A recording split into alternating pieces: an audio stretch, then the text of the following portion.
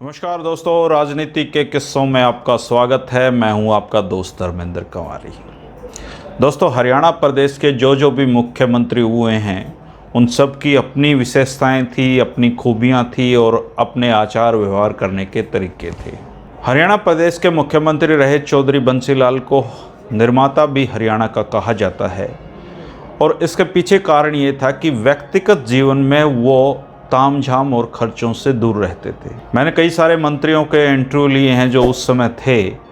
उनका कहना था कि बंसीलाल जी हरियाणा के खजाने का ऐसे उपयोग किया करते जैसे अपने घर के खजाने का कोई उपयोग करता है। 3 किस्से मैं आज उनके बताऊंगा जिसको सुनकर आपको लगेगा कि वास्तव में हरियाणा प्रदेश में उच्च स्तर के, उच्च सोच के नेता हुए हैं। पहला किस्सा 1970 का है दोस्तों, जब मुख्यमंत्री चौधरी बंसीलाल जी होते थे और चंडीगढ़ में उनको जो निवास स्थान मिला हुआ था उस पूरे निवास स्थान पर एक ही एसी लगा हुआ था और वो फर्स्ट फ्लोर पे उनके जो कमरा था उसमें था और उसको भी वो बहुत कम चलाया करते थे। एक बार BN चक्रवर्ती जो उस समय के राज्यपाल थे उनके घर पे खाने पे आए और मेहमानों को देखते हुए अधिकारियों ने कहा कि नीचे जो ड्राइंग रूम है इसमें उमस का माहौल बन गया है, उमस का माहौल इतने लोगों के होने से बनेगा और बहुत दिक्कत हो जाएगी, इसलिए आप हमें एक एसी और लगाने की अनुमति तुरंत दें। बंसीलाल जी ने सोचा और सोचकर कहा कि जो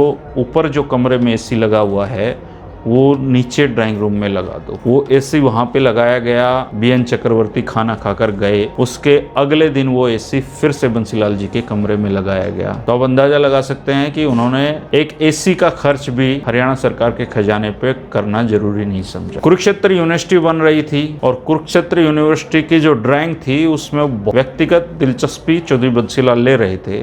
2200 की सीटिंग वाले सभागार को चौधरी बंसीलाल चाहते थे कि ये सेंट्रली एसी सभागार होना चाहिए। जो व्यक्ति अपने शयन कक्ष का, अपने बेडरूम का एसी ड्राइंग रूम में लगवा सकता है, वो आदमी चाहता था कि कुरुक्षेत्र यूनिवर्सिटी का सभागार सेंट्रल एसी होना चाहिए और उस समय जो विंडो एसी थे वो भी बड़ी बात हुआ करते थे। चौधरी बंसीलाल ने अपनी इच्छा के अनुसार कुरुक्षेत्र विश्वविद्यालय के भगवत गीता सभागार को सेंट्रली एसी बनवाया और देश के उस समय में गिने चुने ऑडिटोरियम ऐसे थे जो इतनी अच्छी सुविधाओं से युक्त तैयार किए गए थे। ये उनका खर्च बचाने का एक तरीका था। एक किस्सा उनका 1996 का है, बड़ा रोचक किस्सा है ये। अगर आप सेक्रेटेरिएट में गए हों चंडीगढ़ तो जो 4th फ्लोर है जहाँ मुख्यमंत्री बैठते हैं, आप अगर वहां जाएंगे तो आपको लगेगा किसी और ही दुनिया में आ गए हैं वहां की सुख सुविधाओं को देखकर।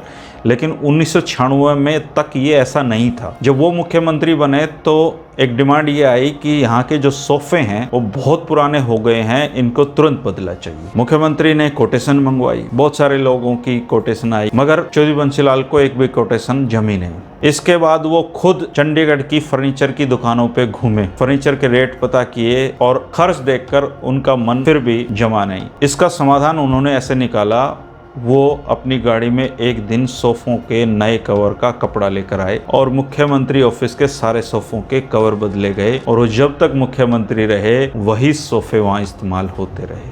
जल्द मिलेंगे और किस्सों के साथ। दोस्तों, कोरोना के चलते जो पॉलिटिकल सीरीज है हमारी वो उस पर थोड़े दिन विराम रहेगा क्योंकि बाहर जाना, लोगों से मिलना अब रोके जाने की ज़रूरत है, सुरक्षित रहने की ज़रूरत है।